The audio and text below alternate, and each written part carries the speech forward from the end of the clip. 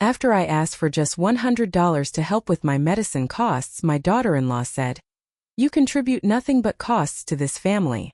My son laughed, so I said, "Then the $7,000 monthly mortgage payment ends now." He nearly choked. His wife turned to him. "Mortgage? You said the house was paid off. If you're watching this, subscribe and let me know where you're watching from. You contribute nothing but costs to this family." Ashley's words sliced through the Christmas morning air like a knife through my heart. Kevin actually laughed at his wife's cruelty. So I smiled sweetly and said the 7 words that would change everything. "Then the $7,000 monthly mortgage payment ends now." Let me back up and tell you how I ended up in this situation. My name is Margaret Sullivan, but everyone calls me Maggie. I'm 67, widowed 3 years now, and apparently, according to my daughter-in-law, a financial burden on my own family. Isn't that rich? It started innocently enough. I've been feeling under the weather for weeks. Joint pain, fatigue, the usual suspects when you're my age. My doctor prescribed a new medication that would help, but it wasn't covered by Medicare. The cost? A modest $100 monthly. Not exactly breaking the bank, but on a fixed income. Every dollar counts. So there I was, Christmas morning at Kevin and Ashley's beautiful 4-bedroom colonial in suburban Connecticut. The tree was magnificent. Presents were piled high, and the smell of Ashley's famous cinnamon rolls filled the air. Emma and Tyler were tearing through wrapping paper with the enthusiasm only 12 and 10-year-olds can muster. I waited until the chaos died down before approaching Kevin. "Honey," I said quietly, "I hate to bring this up on Christmas, but I could really use some help with my new prescription costs. It's just $100 a month." The room went silent. Ashley looked up from her phone. Her perfectly manicured eyebrow arched in what I'd learned to recognize as annoyance. "Are you serious right now, Margaret? It's for my arthritis medication," I explained, feeling heat creep up my neck. "The insurance doesn't." "You contribute nothing but costs to this family," Ashley interrupted, her voice sharp enough to cut glass. "First the emergency room visit last month, then the car repair you needed help with. And now this. When does it end?" I stood there stunned. In 3 years of living alone, I'd asked for help exactly 3 times. But apparently that was 3 times too many for my son's wife, Kevin. My Kevin, who I'd raised alone after his father died, who I'd worked double shifts to put through college, looked at his wife and laughed. Not a nervous laugh or an uncomfortable chuckle. A genuine, agreeable laugh. Something inside me snapped. "You're absolutely right, Ashley," I said, my voice calm as a lake before a storm. "I do contribute nothing but costs, so let's fix that right now. The $7,000 monthly mortgage payment I've been making on this house ends today." Kevin nearly choked on his coffee. Ashley's face went from smug to confused to pale in about 3 seconds flat. "Mortgage?" Ashley turned to Kevin, her voice barely a whisper. "You told me the house was paid off. You said your mother left you money when she died. Remember?" Kevin's mouth opened and closed like a fish gasping for air. But that's when things got really interesting. You should have seen Ashley's face when she realized her perfect little life was built on lies. Kevin looked like he was about to have a stroke. And honestly, I was starting to enjoy myself. "Kevin." Ashley's voice was dangerously quiet. "What mortgage?" "I can explain." Kevin stammered, setting down his coffee cup with shaking hands. "Mom, please don't." "Don't what?" I interrupted. "Don't tell your wife the truth. That you've been lying to her for 2 years about how you could afford this house." Ashley slowly stood up, her Christmas morning composure cracking like thin ice. 2 years? Kevin, we bought this house 2 years ago. You said you had $80,000 for the down payment from your mother's inheritance. He did have $80,000, I said helpfully. From my late husband's life insurance policy, the money I gave him as a gift when you decided to upgrade from your apartment. Kevin shot me a warning look. Oh, now he was worried about what I might say. "But Kevin," Ashley continued, her voice rising, "you told me your mother died when you were young. You said that's why Maggie wasn't your real mother, just your stepmother." The room fell silent, except for the soft hum of Christmas music playing from Ashley's phone. Even the kids had stopped playing with their new toys, sensing the tension. I couldn't help myself. I actually laughed out loud. "Stepmother." I looked at Kevin with genuine amusement. "Is that what you told her? That I'm your stepmother?" Kevin's face was now a fascinating shade of red. Mom, please. Oh, this is precious, I continued. Ashley, honey, I gave birth to this lying son of mine 32 years ago after 18 hours of labor. I have the stretch marks to prove it. Ashley sank back into her chair like someone had cut her strings. You lied about your mother being dead. I didn't lie exactly, Kevin said weakly. I just simplified things. Simplified? Ashley's voice was climbing octaves.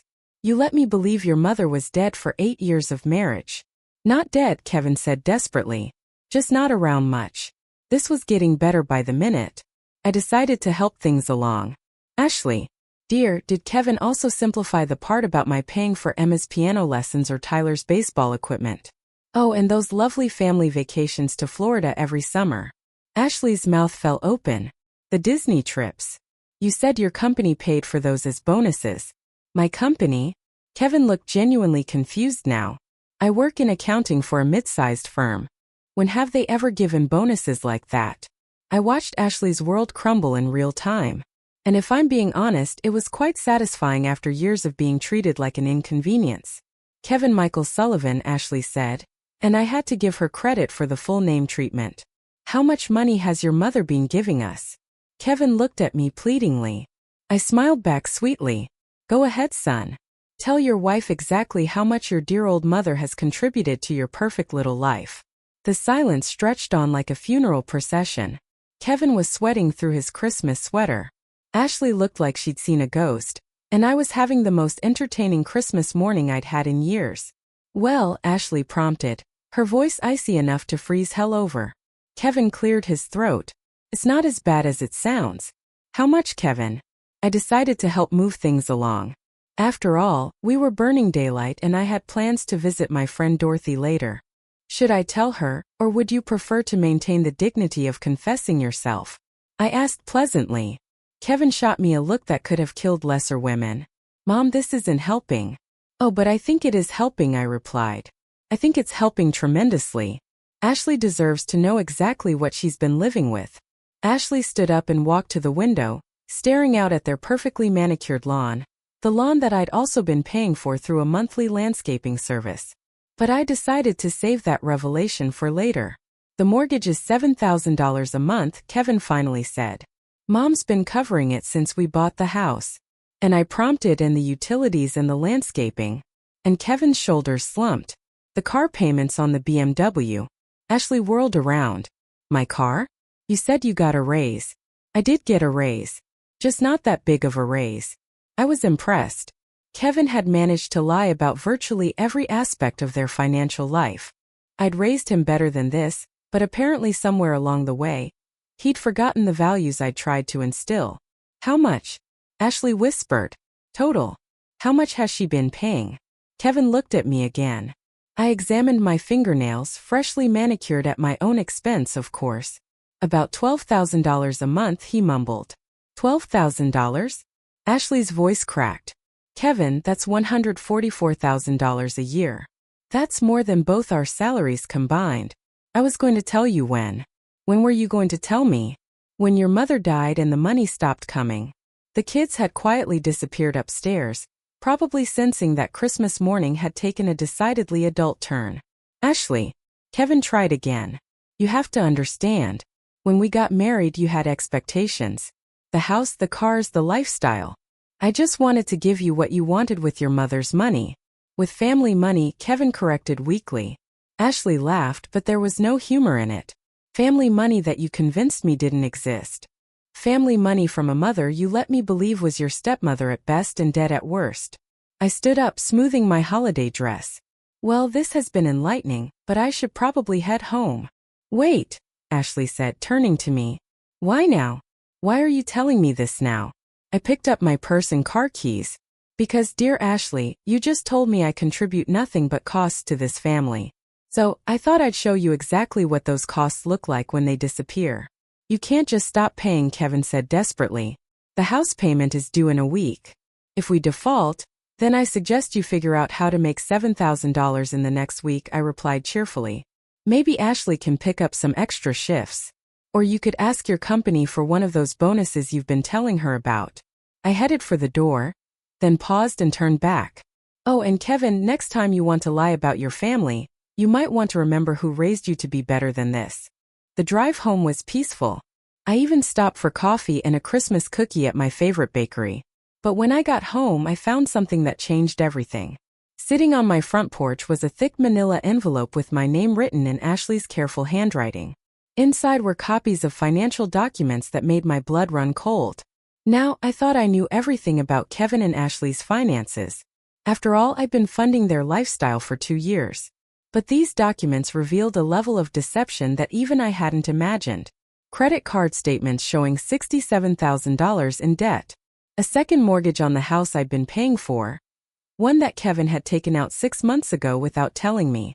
Bank statements showing a checking account with $847 in it despite the fact that they both had decent jobs. And here was the kicker. A life insurance policy on me. A $500,000 policy that Kevin had taken out 18 months ago, listing himself as the sole beneficiary. I sat in my living room surrounded by evidence of my son's betrayal, and felt something I hadn't experienced in my 67 years. Genuine fear of my own child. My phone rang. Ashley, did you get the envelope? She asked without preamble. I did. Where did you find all this? Kevin's been hiding documents in his office at work. I drove over there and demanded his supervisor let me into his desk. Turns out Kevin's been forging my signature on loan applications. I flipped through the papers again. Ashley, some of these documents they show you as co-signing for things. If you didn't sign them, I didn't sign any of them. Not the second mortgage, not the credit cards, not the life insurance policy on you. Ashley's voice was shaking. Maggie, I think Kevin's been planning something. A chill ran down my spine. What kind of something? The life insurance policy was purchased right after you started getting those dizzy spells last year. Remember when you ended up in the emergency room? I remembered. I'd been having episodes of vertigo and Kevin had been so attentive, insisting on driving me to all my doctor's appointments, staying with me during tests. Ashley, are you suggesting? I'm not suggesting anything. I'm telling you to be careful. Very careful. After hanging up, I sat in my recliner staring at the Christmas tree I decorated alone, as I had for the past 3 years. The tree Kevin and Ashley had been too busy to help with, despite all the money I'd been giving them. My phone buzzed with a text message from Kevin. Mom, we need to talk. Coming over now. I looked at the life insurance policy again. $500,000. More than enough to pay off their debts and keep their lifestyle going for years. Kevin had been my sweet boy once. The child who brought me dandelions and called them flowers. The teenager who worked part-time to help with household expenses when money was tight. When had he become this stranger who could forge documents and lie so effortlessly? 20 minutes later, I heard Kevin's key in my lock. The key I'd given him for emergencies, which he apparently now considered my refusal to bankroll his lies. Mom, he called out. In the living room, I replied, tucking the documents behind my chair cushion. Kevin walked in looking haggard. His Christmas sweater was wrinkled, his hair disheveled. He looked like a man whose world was falling apart. Good. We need to fix this, he said without preamble. Ashley's talking about lawyers, about divorce, about pressing charges for the forged signatures. Maybe she should. Kevin's face pad. Mom, you don't understand. If this goes public, I'll lose my job, my license, everything. You should have thought of that before you started committing fraud. It's not fraud. It's family. You're my mother. Family helps family. I stood up all 5 feet 4 inches in of me and looked my son in the eye. Family doesn't take out life insurance policies on each other, Kevin. His face went completely white. You know about that? I know about all of it now. The second mortgage, the credit cards, the forged signatures, all of it. Kevin sank into the couch like a deflated balloon. I can explain. No, Kevin, you can't explain this away. Not this time. That's when I told him what I decided to do next. And his reaction was Kevin's reaction was not what I expected. Instead of panic or shame, his face hardened into something I didn't recognize. You can't, he said flatly. I won't let you. Let me? I laughed. But there was no humor in it. Kevin, you seem to have forgotten something. I'm your mother, not your employee, and I'm your only family. He shot back. When you're old and sick and need someone to take care of you, Ashley and I are all you have. The threat was clear, and it hit exactly where he intended. But Kevin had underestimated his mother. Actually, I said, settling back into my chair. That's where you're wrong. I pulled out my phone and showed him a contact I'd been meaning to call for weeks. Elder care attorney, Dorothy recommended. I've been doing some research, Kevin, about elder abuse, about financial exploitation, about what happens to sons who forge their mother's signatures on legal documents. Kevin's confident expression faltered. You wouldn't. I also called my bank this morning, I continued. Amazing what you learn when you ask the right questions. Like how someone's been using my debit card information to make online purchases. Purchases I didn't authorize. That was just for household stuff, things for the kids. Identity theft, Kevin. That's what it's called when you use someone else's financial information without permission. Kevin stood up abruptly, his hands clenched into fists. You're making a mistake, Mom. A big mistake. The only mistake I made was trusting you. Ashley put you up to this, didn't she? She's always been jealous of our relationship. She can't stand that you love me more than her. I stared at my son, this stranger wearing Kevin's face, and felt something break inside me that could never be repaired. Kevin, I need you to leave now.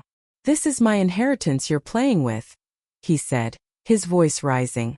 Dad's life insurance money, the house equity. It's all supposed to come to me anyway. Your inheritance. I stood up slowly. Kevin, let me tell you about your inheritance. I walked to my desk and pulled out a folder I'd hoped never to use. Inside were documents Kevin had never seen. Papers from lawyers he didn't know I'd consulted. Your father left me everything, Kevin. The house, the investments, the life insurance, everything. I never legally had to share any of it with you. Kevin's face went ashen. That's not Dad, would never. Your father watched you from the time you were 16 years old. He saw how you treated money, how you expected everything to be handed to you. He was worried about what would happen if you inherited everything at once. I opened the folder and showed Kevin the will he'd never been allowed to see. He left it all to me with instructions to provide for you gradually.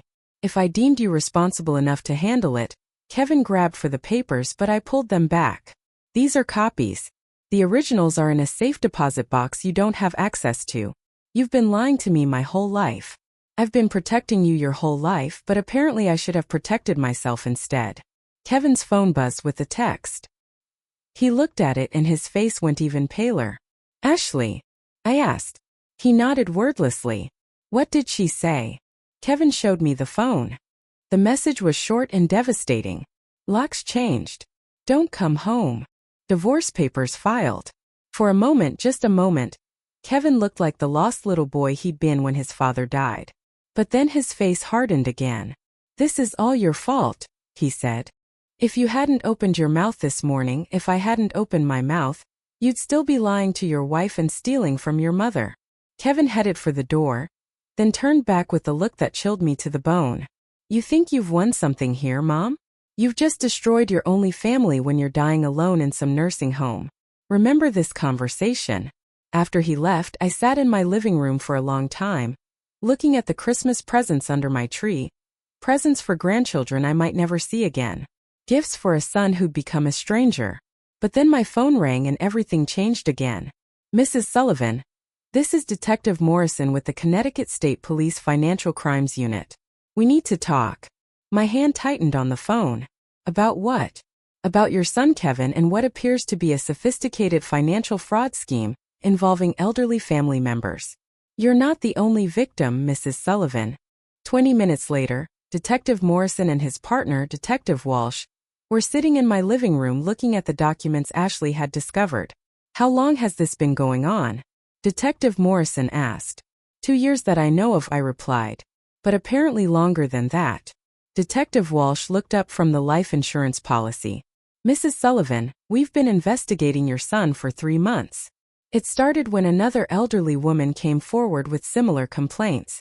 Another woman, Mrs. Eleanor Hayes. Kevin was her financial advisor before he moved to accounting. She discovered he'd been forging her signature on investment documents, transferring money from her retirement accounts to accounts he controlled. My blood ran cold. How much? Over $200,000. She's 81 years old, lives alone, and trusted Kevin to help manage her finances after her husband died. I felt sick. Are there others? 3 more that we know of. All elderly widows all alone. All trusting Kevin to help them with financial matters. Detective Morrison leaned forward. Mrs. Sullivan, what your son did to you wasn't just family dysfunction. It was part of a pattern of elder financial abuse. He's been targeting vulnerable seniors for years. I thought about all the times Kevin had offered to help with my banking, my investments, my bill paying, how he'd gradually taken over more and more of my financial life under the guise of being helpful. The life insurance policy, Detective Walsh said. That's what made us take a closer look at your situation. Taking out large life insurance policies on elderly family members without their knowledge is often a precursor to more serious crimes. More serious crimes. Mrs. Sullivan, we've seen cases where financial abuse escalates to physical harm when the perpetrator feels trapped or desperate. I remembered Kevin's face when he'd left, the cold calculation in his eyes. Had I been in danger all this time without knowing it? What happens now? I asked. We need your full cooperation. We need you to document every financial transaction, every forged signature, every unauthorized access to your accounts. This case is bigger than just you and Kevin. Detective Morrison handed me a business card. Mrs. Sullivan, I want you to consider something. Your son has been stealing from elderly people for years. By coming forward, you're not just protecting yourself. You're protecting other families from going through what you've experienced. After the detectives left, I sat alone with my thoughts. Kevin wasn't just a son who'd lost his way. He was a predator who'd been systematically stealing from vulnerable people. My phone buzzed with a text from Ashley. Maggie, I'm so sorry for everything. We need to talk. But before I could respond, there was a knock at my door. Through the peephole, I could see Kevin standing on my porch, his face twisted with rage.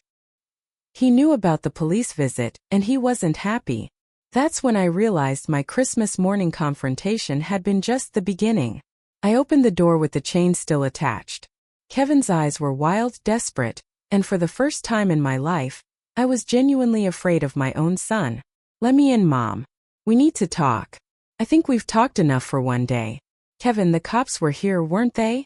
His voice was eerily calm. I saw their car leaving.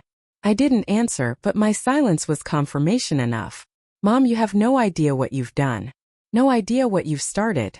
I started nothing, Kevin. You did this all by yourself. He pressed his face closer to the crack in the door. Those detectives, they don't know the whole story. They don't know about the gambling debts. My blood turned to ice. What gambling debts? The people I owe money to, Mom. They're not the patient type. If I can't pay them back, he let the threat hang in the air. How much, Kevin? 80,000, due next week. I closed my eyes. Even after everything, some part of me wanted to help him, but that part was getting smaller by the minute. That's not my problem anymore. Kevin's mask slipped completely. It will be your problem when they come looking for their money. These aren't bill collectors. Mom, these are dangerous people. Then you'd better figure out how to handle dangerous people. Because you're not getting another penny from me. Fine. Kevin stepped back from the door. But remember, you chose this. Whatever happens next, you chose it. After he left, I called Detective Morrison immediately. Mrs. Sullivan, what's wrong? Kevin was just here. He mentioned gambling debts, $80,000. There was a pause. That explains a lot. Mrs. Sullivan, I need you to pack a bag tonight. We're going to put you somewhere safe until we can arrest your son. You really think he'd hurt me? Mrs. Sullivan, desperate people do desperate things. And your son just became very desperate. 2 hours later, I was sitting in a modest hotel room across town watching the local news with Detective Walsh. The story was breaking. Local man arrested in elder fraud scheme. Kevin's mugshot filled the screen. The reporter was describing how police had arrested him at an underground poker game trying to bet money he didn't have. He didn't even make it 12 hours, Detective Walsh said with grim satisfaction. Desperation makes people stupid. But the story wasn't over. The reporter continued. Police say this is just the beginning of a larger investigation into organized elder fraud in the tri-state area. Detective Walsh looked at me. Mrs. Sullivan, there's something else you need to know. Kevin wasn't working alone. The next morning brought news that would change everything I thought I knew about my son's crimes. Ashley. I stared at Detective Morrison in disbelief. You're saying Ashley was involved? Not initially, he clarified. But we found evidence that she discovered Kevin's activities months ago. And instead of reporting them, she helped him expand the operation. I felt like I'd been punched in the stomach. But she's the one who brought me the documents. She's the one who exposed him. Think about it, Mrs. Sullivan. How did she know exactly where to find all those papers? How did she know which documents to look for? The pieces started falling into place. Ashley's sudden interest in my finances over the past year, her questions about my other assets, her insistence that I should simplify my banking by letting Kevin handle everything. She was planning to turn on him all along. I realized we think so. Our investigation shows Ashley was positioning herself to be the victim when Kevin inevitably got caught. She'd keep the house, claim she was deceived, and walk away clean. Detective Morrison pulled out a tablet and showed me screenshots of text messages between Kevin and Ashley. These are from 3 months ago. He said, Ashley texting Kevin, "We need an exit strategy. Your mother's getting suspicious." And Kevin's response, "Don't worry, I can handle my mother." I read through more messages, each one more damning than the last. Ashley suggesting which elderly clients would be easiest targets. Kevin reporting back on how much money he'd managed to steal from each victim. Mrs. Sullivan, Detective Walsh said gently, Ashley filed for divorce yesterday, but not because she was outraged by Kevin's crimes. She filed because she knew we were closing in and she wanted to protect her assets. How long have you been watching them? 6 months. Mrs. Eleanor Hayes wasn't the first victim to come forward. She was just the first one brave enough to file charges. Detective Morrison leaned forward. Mrs. Sullivan, we need you to help us with something. Ashley doesn't know we're on to her yet. She thinks she successfully played the role of the innocent wife. What do you need me to do? We need you to meet with her. Wear a wire. Get her to confess to her role in the scheme. I thought about Ashley's perfect smile, her carefully manicured appearance, the way she'd made me feel like an unwanted burden in my own son's life, all while planning to rob me blind. When do we start? The meeting was set for the next afternoon at a coffee shop downtown. Ashley had texted me claiming she wanted to make things right and discuss how we could move forward as a family. As I walked into the coffee shop with a recording device taped to my chest, I wondered how I'd missed the signs that both my son and daughter-in-law were predators. Ashley was already there, looking perfectly put together, despite supposedly having her world turned upside down. She hugged me like we were old friends instead of co-conspirators in her husband's downfall. Maggie, I'm so glad you agreed to meet with me, she said, her voice dripping with false sincerity. Of course, dear. Family is family, right? Ashley's smile faltered for just a moment. Exactly. And that's why I wanted to talk to you about our situation. Our situation? Well, with Kevin in jail, I'm going to need your help more than ever. The mortgage, the bills, the children's expenses. I can't do this alone. I sipped my coffee, marveling at her audacity. I see. And what exactly are you proposing? I think we should make our arrangement official. Legal. You could sign over power of attorney to me, and I'll make sure all your finances are properly managed. There it was. Ashley wasn't done stealing from me. She was just getting started. That's very thoughtful of you, Ashley, but I have to ask, why now? Why are you suddenly so concerned about my finances? Ashley's eyes hardened for just a moment before the sweet smile returned. Because Maggie, Kevin kept you in the dark about so many things. The real state of our finances, the debts, the obligations. You need someone you can trust to help you navigate all of this. Someone I can trust, I repeated. Like you? Exactly like me. That's when I told her something that made her face go completely white. Ashley, I know about the offshore accounts. The color drained from her face so fast I thought she might faint. Her coffee cup rattled against the saucer as she set it down with shaking hands. I don't know what you're talking about, she whispered. The Cayman Islands account, the one with $247,000 in it. Money from Mrs. Hayes, Mrs. Patterson, and the others. I watched her carefully. Did you really think the police wouldn't find it? Ashley's perfectly composed mask cracked completely. How did you know about it, Ashley? Honey, when you're under federal investigation for financial crimes, they look at everything, every account, every transaction, every lie you've told. She looked around the coffee shop frantically as if searching for an escape route. Maggie, you don't understand. Kevin forced me. Forced you to help steal from elderly people. Forced you to open secret accounts, forced you to lie to me for 2 years. You don't know what it was like living with him. Ashley's voice rose, causing other customers to glance our way. The pressure, the constant demands for money, for he said if I didn't help him, he'd leave me with nothing. So, you decided to steal from his victims instead of leaving him? It wasn't supposed to go this far, Ashley said, tears starting to flow. It was just supposed to be temporary, just until Kevin could get a better job, make more money legitimately. I leaned back in my chair, studying this woman who'd shared holiday dinners with me, who'd let me babysit her children, who'd called me mom for 8 years. Ashley, what was the plan for me? She looked confused. What do you mean? The life insurance policy, the gradual takeover of my finances, what was the end game? Ashley went very still. There was no end game. Don't lie to me. Not anymore. The police already know about the nursing home applications you filled out in my name. The ones where you claimed I was incompetent and needed full-time care. Ashley's face went ashen. That was Kevin's idea. Was it Kevin's idea to list yourself as my emergency contact to research facilities that would give you financial control as my responsible party? The coffee shop suddenly felt very quiet despite the normal afternoon crowd. Ashley stared at me like I was a stranger.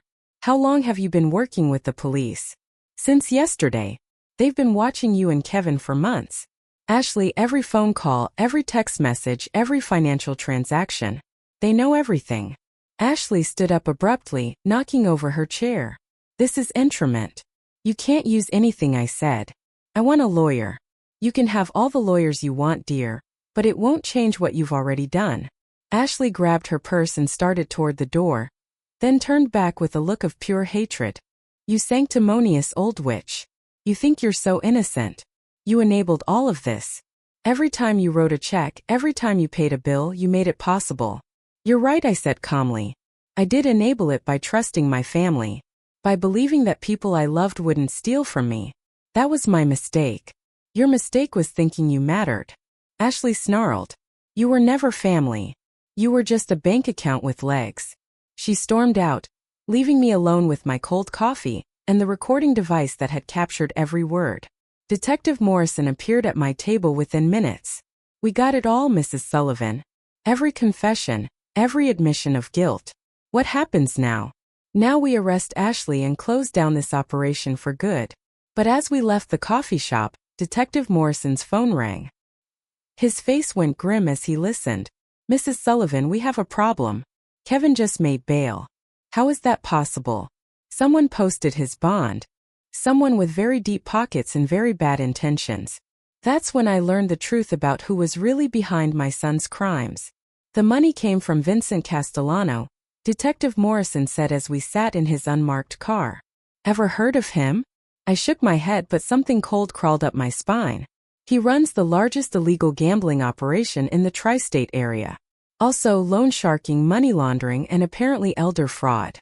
You're saying Kevin was working for organized crime? We think Kevin started small, just stealing from you and a few clients. But when he got in over his head with gambling debts, Castellano offered him a deal. Work off the debt by recruiting elderly victims for a larger operation. My phone buzzed with a text from an unknown number. We need to talk, Kevin. Detective Morrison looked at the message. He's not supposed to contact you. That's a violation of his bail conditions. Another text. Parking garage behind your hotel. Come alone or Ashley dies. My blood turned to ice. They have Ashley. That's impossible. We arrested her an hour ago. A third text arrived. This one with a photo attached. Ashley bound and gagged in what looked like a warehouse somewhere. Detective Morrison was already on his radio. All units, we have a hostage situation. Suspect is Kevin Sullivan, armed and dangerous. I have to go, I said, reaching for the car door. Mrs. Sullivan, you cannot go to that meeting. This is exactly what he wants. Ashley might be terrible, but she doesn't deserve to die because of Kevin's mistakes. It's a trap. He's desperate, cornered, and willing to do anything to get out of this. My phone rang. Kevin's number. Answer it, Detective Morrison said. But keep him talking. We're tracking the call. Kevin. Mom, I'm sorry it came to this. I really am. But you've left me no choice. Let Ashley go. She has children. Kevin. Your children. My children who I'll never see again because you destroyed my life. I didn't destroy anything, Kevin. You did this to yourself. Maybe, but you could have helped me fix it. Instead, you chose to side with strangers over your own son. In the background, I could hear Ashley crying, pleading for her life. What do you want, Kevin? I want my life back. I want you to call Detective Morrison and tell him you made a mistake, that you lied about everything. I can't do that. Then Ashley dies and it's on your conscience. The line went dead. Detective Morrison was coordinating with multiple units, barking orders into his radio. Mrs. Sullivan, we're going to get Ashley back safely, but I need you to stay here. No, I unbuckled my seatbelt. Kevin will never trust that I'm alone if he sees police cars, but he might trust his mother. Mrs. Sullivan, detective, I'm 67 years old. I've been manipulated, stolen from, and threatened by my own son. I've lost my family, my savings, and my sense of safety. But I'll be damned if I let him become a murderer. 20 minutes later, I walked into the parking garage alone. Or at least appearing to be alone. Detective Morrison and his team were positioned around the building, but Kevin would see only me. Kevin emerged from behind a concrete pillar, looking haggard and desperate. He was holding a gun. Where's Ashley? I asked. Somewhere safe for now. Kevin put the gun down. You're scaring me. Good. Maybe you'll finally take me seriously. I stepped closer, my hands visible and empty. What do you want from me, son? I want you to fix this. Call the police and tell them you lied. Tell them I never stole anything. Never forged any documents. I can't do that, Kevin. Too many people know the truth. Then Ashley dies. No, she doesn't. I pulled out my phone and showed him the screen because Ashley was never kidnapped. That photo you sent, it was taken from a movie she was in during college theater. The police verified it an hour ago. Kevin's face went blank with confusion. You're losing your mind, Kevin. Desperation has made you sloppy. There is no warehouse. There is no kidnapping. There's just you alone with a gun threatening your mother in a parking garage. That's when Kevin realized he'd been played. And his reaction changed everything. Kevin lowered the gun, his face cycling through confusion, rage, and finally broken defeat. It was never real, was it? He asked, his voice barely a whisper. The photo, the threats. I made it all up in my head.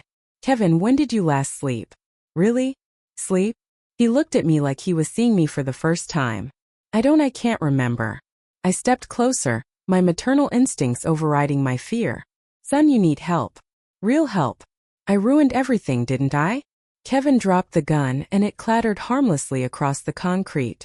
My marriage, my children, my relationship with you, everything. Detective Morrison and his team moved in quickly, securing the weapon and placing Kevin in handcuffs. But Kevin didn't resist. He looked like a man who'd finally reached the end of a very long, very destructive road. Mrs. Sullivan, Detective Morrison said. Are you all right? I looked at my son, my broken criminal son, and felt something I hadn't expected. Relief. I'm fine. We're all fine now. 6 months later, I sat in a courthouse listening to a judge sentence Kevin to 7 years in federal prison for elder fraud, forgery, and conspiracy. Ashley received 4 years for her role as an accomplice. The other victims, Mrs. Hayes, Mrs. Patterson, and 3 others, sat with me in the gallery. We'd become an unlikely support group bound together by shared betrayal and the long road to recovery. When the judge asked if I had a victim impact statement to make, I stood up slowly. Your Honor, Kevin Sullivan is my son. I raised him, loved him, and trusted him with my financial security. His crimes didn't just steal my money. They stole my sense of family, my sense of safety, and my ability to trust. I paused, looking at Kevin's back as he sat at the defendant's table. But I want the court to know that Kevin's actions don't define all of us in this room. Mrs. Hayes has started a support group for elder fraud victims. Mrs. Patterson volunteers with senior legal aid services. We've turned our pain into purpose. Kevin turned around then, meeting my eyes for the first time since his arrest. I saw the boy I'd raised, the man he could have been, and the stranger he'd chosen to become. Your Honor, justice isn't just about punishment. It's about protection. Protecting other families from experiencing what we've been through. I support the sentence you're considering not out of vengeance, but out of hope that Kevin will get the help he needs and that other potential victims will be spared. After court, I walked out into the spring sunshine. feeling lighter than I had in years. My phone buzzed with a text from Emma, my granddaughter. "Grandma, can I come visit you this weekend? I miss you." Ashley had lost custody to her parents, who'd reached out to me immediately. Margaret, Emma's grandmother, had said, "The children need their grandmother, their real grandmother." I texted back, "Of course, sweetheart. I'll make your favorite cookies." That evening, I sat on my front porch, my paid-off mortgage-free front porch, reading a letter from Dorothy Hayes. She'd written to tell me about the elder fraud prevention program we were starting together, funded in part by the money recovered from Kevin and Ashley's accounts. "We're going to save other families," she'd written. "We're going to make sure our suffering counts for something." As the sun set, I reflected on the strange journey that had brought me here. A year ago, I thought family meant accepting whatever treatment I received, paying whatever costs were demanded, and being grateful for whatever scraps of affection came my way. Now I understood that real family, the family I was building with Emma and Tyler, with Dorothy and the other survivors, with the community of people who'd supported me through this ordeal, was based on respect, honesty, and genuine care. Kevin had taken my money, my trust, and my peace of mind.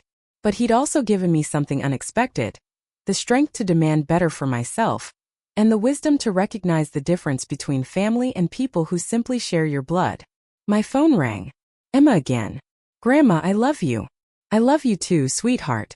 More than you'll ever know." And for the first time in years, I meant it without reservation or fear. I was free. Thanks for listening. Don't forget to subscribe and feel free to share your story in the comments. Your voice matters.